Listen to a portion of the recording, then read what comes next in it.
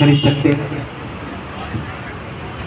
तो बुक जब कोई लेखक लिखता है तब वो हर प्रकार की पार्शियलिटी है, पक्षपात है, उससे दूर हो जाता है। जब वो लिखने बैठता है, जैसे रामायण लिखने से पहले और बहुत सारे हमारे ग्रंथ लिखने से पहले कभी लोग कोई 15 दिन, कोई 50 दिन, 2-2 साल तक सरस्वती माता का आह्वान करते हैं, ब्रह्मा का आह्वान करते हैं और कुदरत उनमें ऐसा एक शक्ति, ऐसी एक तत्व आता है और फिर उनके अंदर से कुछ ऐसा साहित्य निकलता है, तो वो साहित्य हमेशा के लिए अमर हो जाता है। तो इस प्रकार ये जो बुक है, बुक का जो लेखक की नजर, लेखक की दृष्टि, लेखक का जो विजन है वो सिर्फ गांधी धाम तक सीमित नहीं है, लेकिन गांधी धाम का ये जो सिनेरियो है, ये जो सर्कल है, इस सर्कल को विश्व फलक पे किस तरीके से लेके जाना है।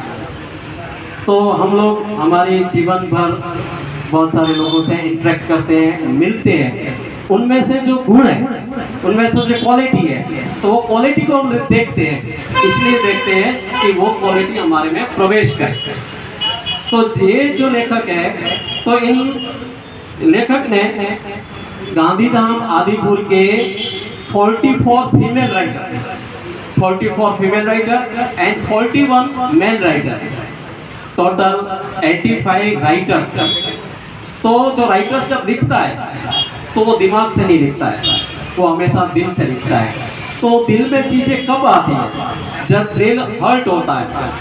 तो हर्ट किस सेंस में होता है? मायूसी के लिए नहीं, वो हर्ट होता है कि कुछ समाज को देवे, कुछ ऐसी चीजें देवे, कुछ ऐसा ज्ञान देवे ताकि जनरेशन टू जनरेशन उसको फॉलो करे, उसके जीवन में सुख शांति आए और वो वे ऑफ लिविंग सीखे।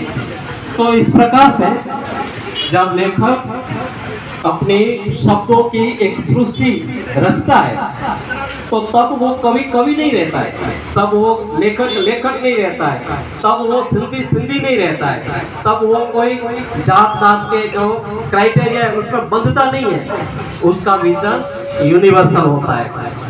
तो वो यूनिवर्सल में बातें फैलेंगी। बहुत सारी कविता में 2 लाइन होती है, लेकिन 2 लाइन का मर्म इतना सारा होता है कि बहुत सारे लोगों की जीवन बदल जाती है, जीवन में परिवर्तन आ जाता है। तो ये एक लेखक की, कवि की शक्ति है। तो गांधीधाम ने सिंधी शब्द सृष्टि प्रोफेसर रमेश लुहाना पाकिस्तान से इधर गांधीधाम का निर्माण होता है।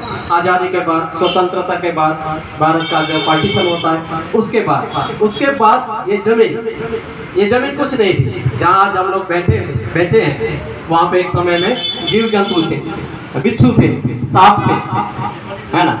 तो और चारों ओर बबुल के पेड़, है ना, जिसको हम गुजराती में गांडा बावड़ कहते हैं। तो ऐसे जीव जंतु जो नुकसान करे लोगों पे, ऐसी जगह पे, और उस टाइम अंजार, आदिपुर, नखत्राणा, मुंद्रा, मांडवी इतने ब्लॉक थे।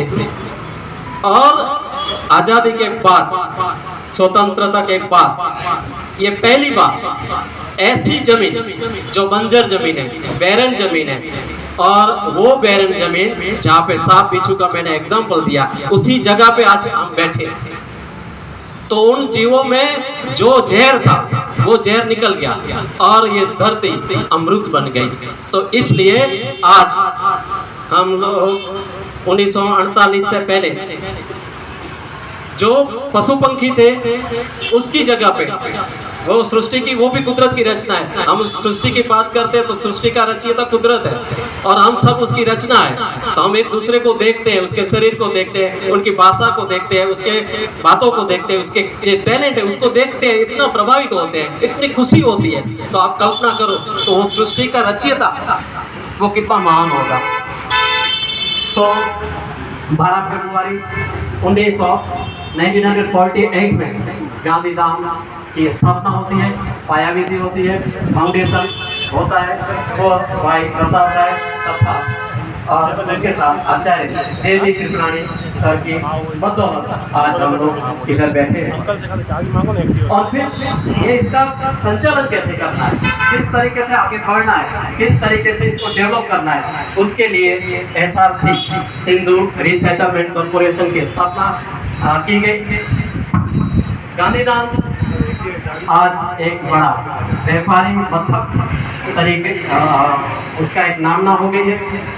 और शिक्षण एवं जो रेसिडेंशियल एरिया है, जो हमारी जो पद्धति है, हमारी जो रचना है, हमने इतना वेल प्लान्ड ये सिटी का निर्माण किया है। इसलिए पूरे कच्छ में जहाँ कहीं भी जब सिटी की मतलब कि अर्थक्वेक के बाद जब सिटी का प्लानिंग हुआ अलग अलग गाँवों में, तो तब ये सब लोग आदिपुर गांधीधाम का एग्जाम्पल देते थे।